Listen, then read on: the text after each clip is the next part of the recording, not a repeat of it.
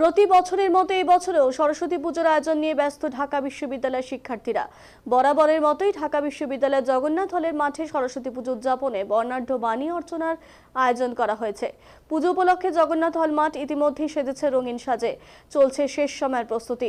জগন্নাথ হল মাঠে বিভিন্ন বিভাগের জন্য নির্ধারিত স্থানে স্টল সজ্জা, প্রতিমা স্থাপন, আলোকসজ্জা ও মঞ্চ সজ্জার কাজ চলছে পুরোদমে। আগামীকাল রবিবার সকল কাজ সম্পন্ন হবে বলে জানিয়েছেন জগন্নাথ হল প্রত্যক্ষ ডক্টর অসীম সরকার।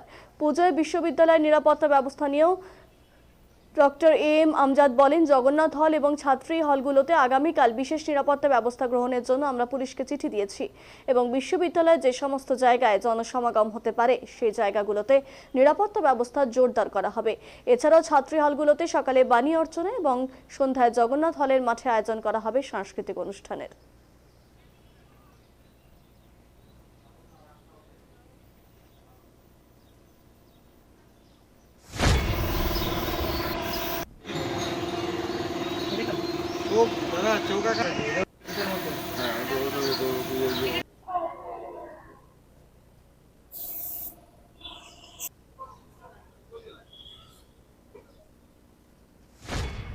বিদ্যাদেবী সরস্বতী পূজা বাংলাদেশে প্রতি বছরই যথাযোগ্য মর্যাদায় পালন হয়।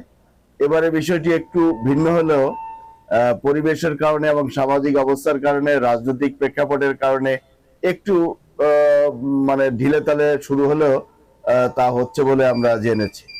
আর একটু বড় বিষয় হচ্ছে যে সারা দেশের বিভিন্ন জায়গায় কিছু কিছু জায়গায় মানে বিশৃঙ্খল কিছু ঘটনা ঘটেছে, বিচ্ছিন্ন ঘটনা, যেগুলোকে আসলে উপযোগ্য করার কোনো অর্থ হয় না।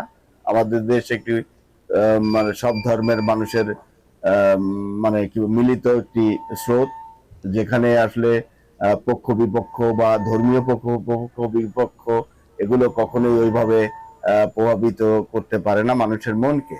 ব্যক্তি বা গোষ্ঠীভিত্তিক কিছু আচরণ বিশৃঙ্খল হলেও সার্বিক পরিস্থিতি অনুযায়ী মানুষের মধ্যে এই ধর্মীয় ভেদাভেদের বিষয়টি খুব বেশি প্রগাঢ় নয়। কেউ হয়তো স্বার্থের জন্য উদ্দেশ্যপূর্ণভাবে অ্যাকচুয়ালি ধর্মকে ব্যবহার করার চেষ্টা করে, যা আমরা দেখছি ইদানিং।